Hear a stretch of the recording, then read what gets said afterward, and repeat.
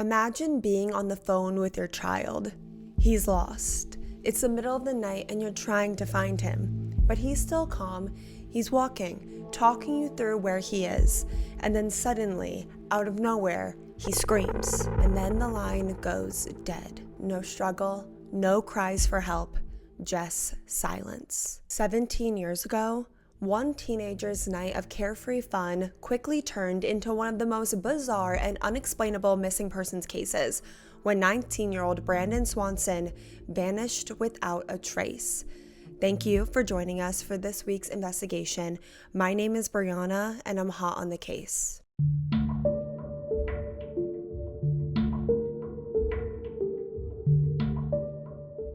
Before May 13th, 2008, Brandon Swanson seemed like your typical small-town 19-year-old boy. He was living at home in Marshall, Minnesota, fresh out of high school and figuring out his future. He graduated high school in 2007 and recently finished up his first year at Minnesota West Community and Technical College. Life was moving forward, and Brandon was excited for what was going to come next. That Tuesday marked the end of the spring semester, and like most college students, Brandon decided to celebrate. He headed to a small house party in Lind, a nearby town, to hang out with some of his classmates. It wasn't gonna be a wild night by any means. According to people at the party, the vibe was chill. And although Brandon, who was underage, did drink alcohol, no one saw him overdo it. He didn't appear intoxicated, and there were no signs that anything was off. There was no signs of what was going to come. Sometime between 10:30 and 11 p.m., Brandon left Lynn and made his way to a second gathering in Canby, another nearby town. That little get-together was also pretty low-key, and Brandon allegedly had one shot of whiskey before calling it a night. Shortly after midnight, Brandon got in his car alone and started to drive home to Marshall. This would be the very last time that anyone would ever see Brandon Swanson. When it came to driving home, Brandon had two routes that he could take. The first was the obvious one, Highway 68. It was well lit, direct, and familiar, a straight shot home and the fastest possible route. But for some reason, Brandon chose the other one. He took the back roads. These weren't the kind of roads you'd take for any everyday drive. They were narrow, mostly gravel, poorly lit, and wound through miles of rural farmland. Roads that, by most accounts, Brandon wasn't that familiar with. And while we can't say for sure why Brandon chose this route, it's likely that he was just trying to avoid any chance of getting pulled over.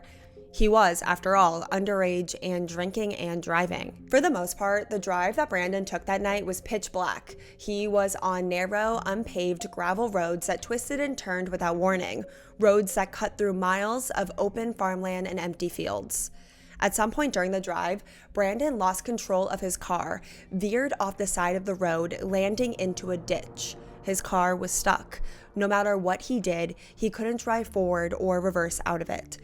This was around 1:15 in the morning. Thankfully, there were no signs that Brandon actually got hurt in this accident. There was no blood in the car, and pretty much the car was left undamaged. But now, Brandon was stranded, alone in the middle of the night, in the middle of nowhere. Brandon started to frantically call a handful of his friends, probably hoping that someone nearby would come pick him up. But one by one, his calls went unanswered. Maybe it was too late. Maybe his friends were still partying, maybe they were asleep, or maybe they had their phones turned off. Whatever the case, one by one, no one picked up. And after nearly an hour of trying, Brandon did something a lot of kids might have dreaded. He called his parents. His parents, Annette and Brian Swanson, didn't hesitate. The second they got on the call, they jumped in their truck and started driving to find him. But this was 2008.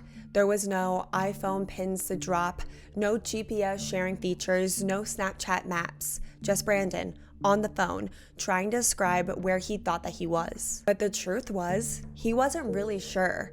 Brandon was confident of the general area that he was in, but it was 2 a.m., pitch black, and Brandon was surrounded on all sides by farmland. There were no buildings, no lights, no landmarks, no road signs, nothing useful to help direct his parents. And whether it was the stress of the situation, the alcohol, or maybe even an injury from the crash, Brandon didn't actually know where he was. Brandon told his parents that he was near Highway 23, when in reality he was much closer to Highway 68. This mistake would prove crucial because his parents ended up searching in the wrong area entirely. In an attempt to help his parents find him, Brandon started flashing his headlights on and off, hoping to catch his parents' attention in the darkness. But they weren't anywhere near him. Frustrated that his parents weren't finding him fast enough, Brandon told his parents that he was gonna start walking towards what he thought were city lights in the distance. Brandon said he was gonna leave his car and start walking towards this nearby town. He believed that he was looking at the town of Lind, and he told his parents to meet him at a parking lot of a bar in town, the Linwood Tavern. The call between Brandon and his parents briefly dropped, so his dad called him back at 2:23 a.m., and this call would last 47 minutes. During that time, Brandon walked along gravel roads, giving his dad a play-by-play of everything that he was seeing and hearing. At one point, he told his dad that he was going to take a shortcut through a field. He mentioned climbing over 2 fences and even said that he could hear running water nearby. And then at exactly 3:10 a.m., something happened. Brandon suddenly shouted into the phone, "Oh shit!" And then silence. His dad, Brandon Swanson, frantically called out for his son over and over again, Brandon, are you okay?" But there was no response. There was no wrestling, no breathing. Nothing. Eventually, his dad was forced to hang up and try calling his son again and again, over and over again, but Brandon never picked up, and this would be the last time anyone ever heard from Brandon Swanson. His final words just being, "Oh shit." Brandon's father would later say that just before the line went dead, before that final chilling "oh shit," he thought he heard something, a noise. It sounded like his son had possibly slipped. And this would be the only clue to what may have happened to Brandon before he vanished off the face of the earth. Minutes passed, and then hours passed.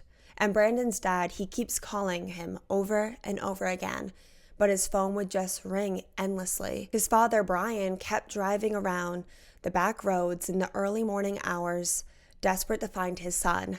The temperatures had dropped to near freezing. By 6:30 a.m., after hours of searching in silence, Annette and Brandon Swanson called the Lyon County Sheriff's Office to report their son Brandon as missing. But local law enforcement didn't share the same urgency. In fact, they barely showed concern at all. Authorities brushed it off. They told Brandon's parents that it wasn't unusual for college-age boys to stay out late all night and not to answer their parents' phone calls. This kind of thing happens all the time. Right, because it's totally normal to be on the phone with your parents for over an hour while they try to rescue you and then to scream in absolute terror and then drop off the face of the earth. And when his mother, Annette, kept pushing the officers, insisting that something was terribly wrong, one officer even told her that it's Brandon's right to go missing. Okay? Imagine that. Let that sink in. Your child, 19 years old, alone, disoriented, possibly injured, possibly afraid, last heard screaming into the phone, and the official response is, he has the right to disappear. How comforting. The officers told Brandon's mom that he would call her when he had sobered up, but of course he never did. And despite the bizarre lack of urgency, an investigation did eventually begin.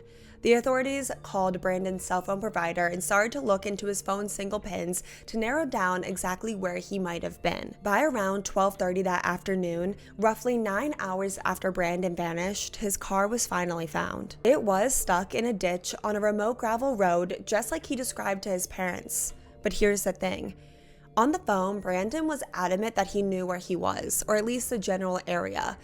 But when his car was found, it was 22 miles or 35 kilometers away from where Brandon thought that he was. And from that moment, the search shifted to this new area. And in this area, there was no sign of a struggle. There was no blood, no dropped phone, nothing to indicate where Brandon might have gone. No tire marks, no footprints, absolutely zero trace of Brandon Swanson. Investigators also noted something particularly strange about Brandon's final phone conversation. He told his parents that he was going to be walking towards city lights that he saw in the distance, but from where his car was found, there were no real city lights to be seen. The only visible glow was from a single light on top of a nearby grain elevator and storage facility, hardly anything that you would mistake for a town. Still, the search continued. through the night and into the following day. On May 15th, specialized search and rescue teams were brought in, including scent tracking dogs. One of these dogs followed Brandon's movements over 3 miles, all the way to another gravel road before abruptly losing his scent. And along the way, the dog tracked Brandon's scent to the edge of the Yellow Medicine River. The scent went into the river, and so did the dog, and then came out on the other side. The dog kept tracking his scent a little while longer before losing it completely on a deserted remote road. And Brandon had told his dad on the phone that he could hear running water. The distance that it would take Brandon roughly to walk from his car to the edge of the river where the dog tracked his scent to, it matched almost perfectly with that 47-minute phone call. So what happened at 3:10 a.m.? Did Brandon fall into the river in the dark? Is that why he screamed? Did he drop his phone in the water? And if he did fall, how did his scent continue on the other side of the river? Search efforts continued relentlessly. Crews scoured the area by land, by boat, by air. They walked the riverbanks. They dove into the water. They combed nearby fields, but nothing was found. No clothing, no cell phone, no body. Nothing. And that's incredibly rare. In cases like this, especially with the search this long, you usually find something. A clue, a trace, a personal item, anything. But in this case, there was nothing. Later that fall, once the crops had been harvested and the fields were bare, search teams returned. Cadaver dogs were brought in yet again. Since the crops had been harvested and there would be more visibility, the investigators had hope, but still they found nothing. Another large-scale search took place in the spring. Again, nothing. By 2011, over 120 square miles had been extensively searched. Not a single trace of Brandon Swanson has ever been found to this very day. So let's go over some of the most popular and possible theories about what happened to Brandon Swanson. Pay attention, because at the end, I want to hear from you what you believe is the most likely explanation. Keep in mind that there's a few questions that we need to answer. What made Brandon Swanson scream "oh shit" into the phone? What happened after he screamed? And where is he now? One of the most popular theories for the last nearly 2 decades is that Brandon Swanson fell into the Yellow Medicine River that night and drowned, and that his body was swept away downstream, never to be found. On the surface, it seems plausible. Brandon had mentioned on his final phone call with his dad that he could hear running water. His scent was tracked from his abandoned car, through gravel roads, through 2 fields, right to the edge of the water. The tracking dog even went into the river, but it did come out the other side. It's definitely easy to imagine a scenario where this is what happened. Brandon is walking through the dark, trying to navigate a shortcut he's never taken before, in pitch black darkness. He steps forward. He doesn't see the riverbank ahead and falls in. That would explain the sudden "oh shit," the fear, the urgency, the cutoff. His father later said that he believed he heard something for a split second that sounded like maybe Brandon slipping, falling. And after that, it was just complete silence. If Brandon did fall into the river, it would explain why Brandon's dad didn't hear anything else on the phone afterwards.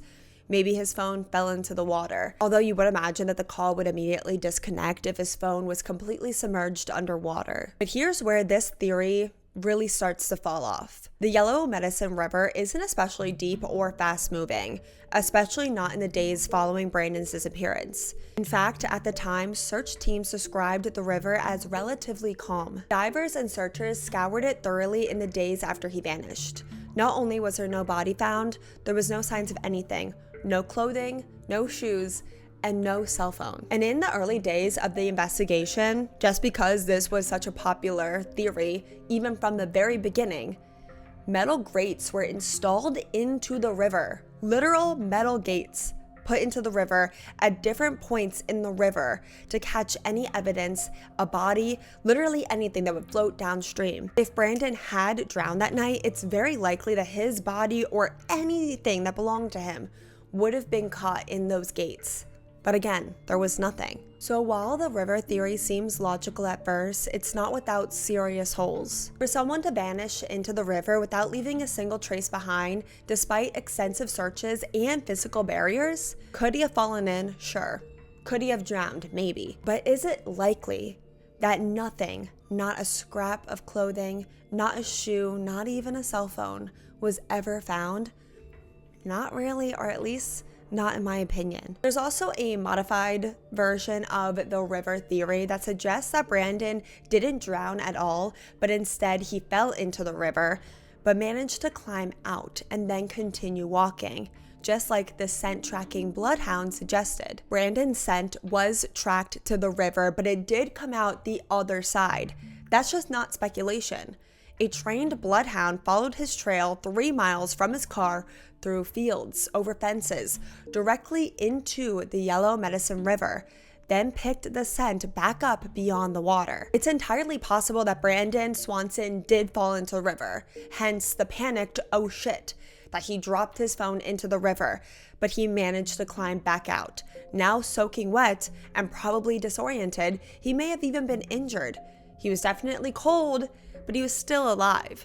This would explain why the call suddenly went silent, if you water damaged your phone, and why his scent trail didn't just end at the river but continued. From there, the theory goes that Brandon kept walking, trying to make it to that bar inland where he told his parents he would meet them. But with temperatures dropping to near freezing that night, and Brandon Swanson now soaking wet, it's very possible that he might have succumbed to hypothermia. It's a terrifyingly quiet way to die. Cold sets in.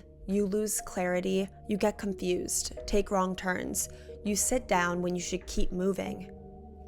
But again, here's the problem. Even if Brandon had died of exposure, where is he? We're talking 120 square mile searches of land that was searched again and again, days, months, years. Cadaver dogs were brought in more than once. Fields were cleared after the harvest, giving crews better visibility. If Brandon died out there, you would expect that they would have found something. His remains, a jacket, shoes, his phone, anything. But the area has been searched again and again, and just like the drowning theory, you run into the same problem.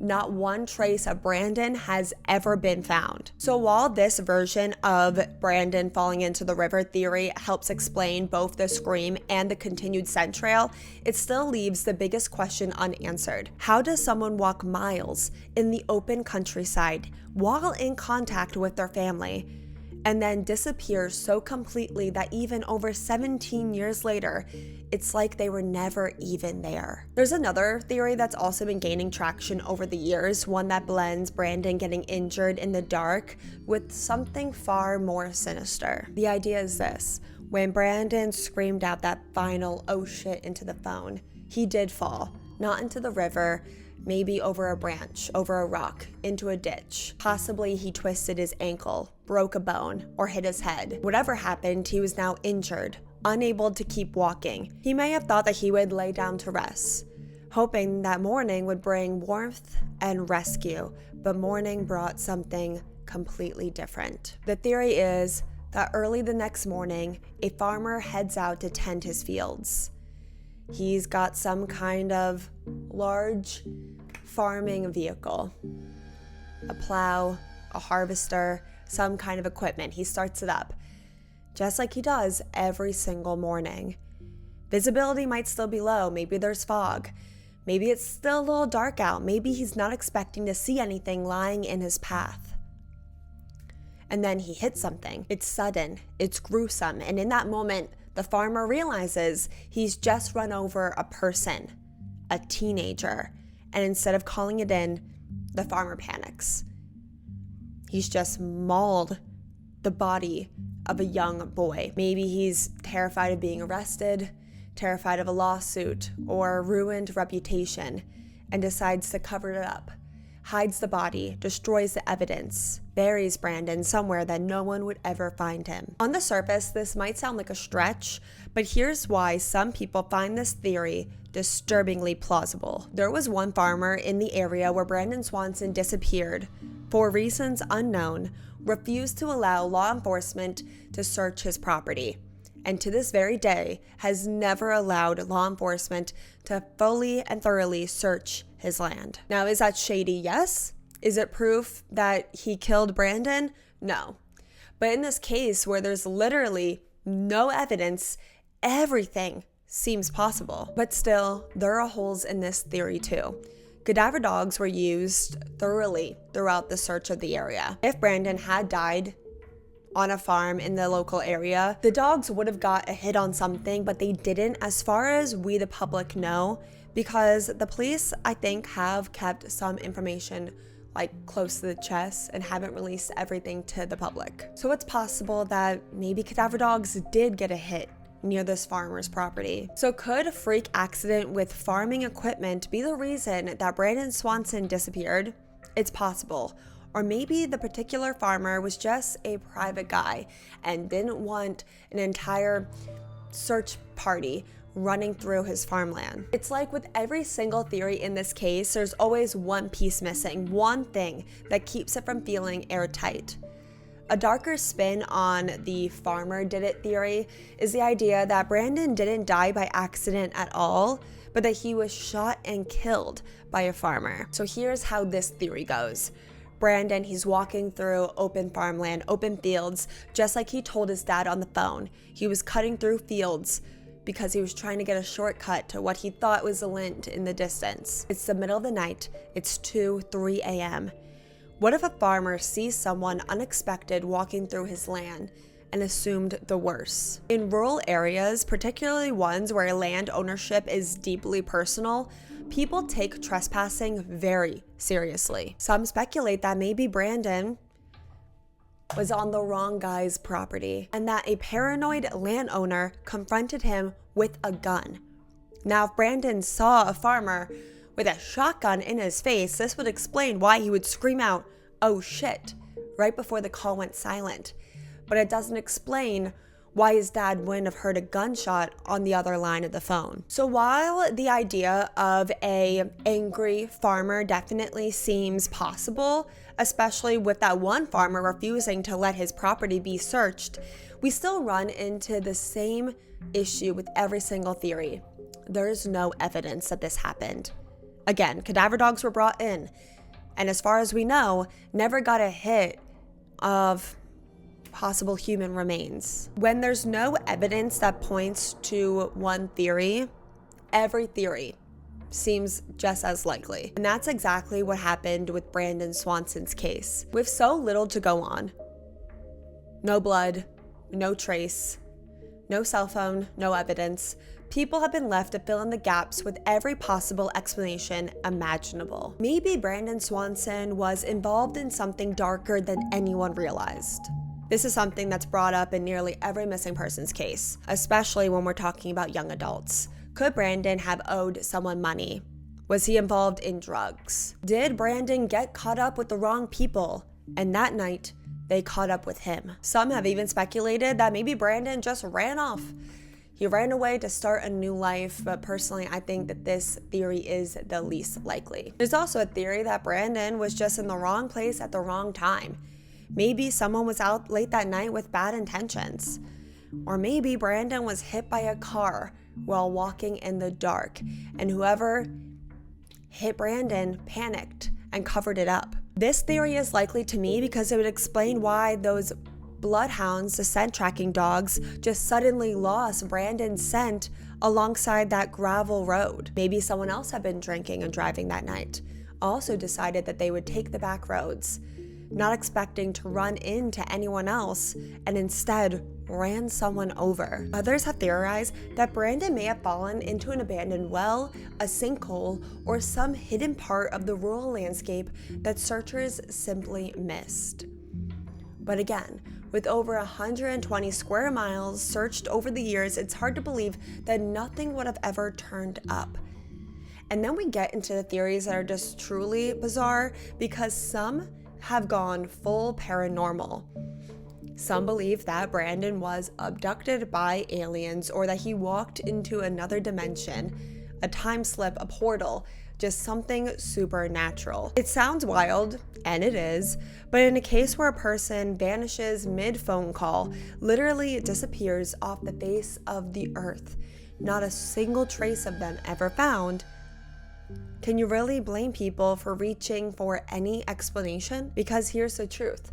Brandon Swanson was there, talking, walking, breathing, and then he wasn't. And until anything is found, every single theory, no matter how far-fetched, is on the table. One of the scariest aspects of Brandon Swanson's disappearance is that it's not one of a kind. In fact, there's an entire subcategory of missing persons cases that follow a similar pattern. A person is driving and then something goes wrong. A crash. The car gets stuck. A sudden stop. They call for help or are last seen near their vehicle, and then they vanish without a trace. Mara Murray was a 21-year-old nursing student who crashed her car on a snowy New Hampshire road in 2004. Witnesses saw her at the scene and then she was gone. No one knows if she ran away, was abducted, or just wandered into the woods and got lost. To this day, not a single sign of her has ever been found. Bryce Ospisa was a 19-year-old California student who exhibited strange behavior in the days leading up to his disappearance in 2013. His car was found overturned at the bottom of a ravine, but no sign of Bryce has ever been found. Leah Roberts was 23 years old when she drove across the country in 2001. Her wrecked Jeep was found deep in the woods of Washington state. A blanket was covering the seat. Her possessions were left behind, but Leah was never seen ever again. And the list goes on and on. These cases are decades apart, hundreds of miles apart, completely unrelated but eerily similar. Young people driving alone, something goes wrong, the car is found, but the person is not, as if the earth had just swallowed them whole. Is it foul play, a series of tragic coincidences, or something that we just don't fully understand yet? In Brandon's case, we know he was alive, talking, walking, less than an hour from his home. His parents were on the phone with him, and still this wasn't enough. It's terrifying how easily someone can disappear, even with help on the way, even with their phone in their hand, even with their parents on the other line. If you believe that you or someone you know has any information about what happened to Brandon Swanson, there will be a number that you can call on the screen if you're watching the video version, or in the description of the podcast episode on Spotify, Apple Podcasts, and on YouTube. And if you watched or listened to the end of this week's episode of Hot in the Case, thank you so much for listening to Brandon Swanson's story. And I will see you guys all next week when we are hot on the case once again.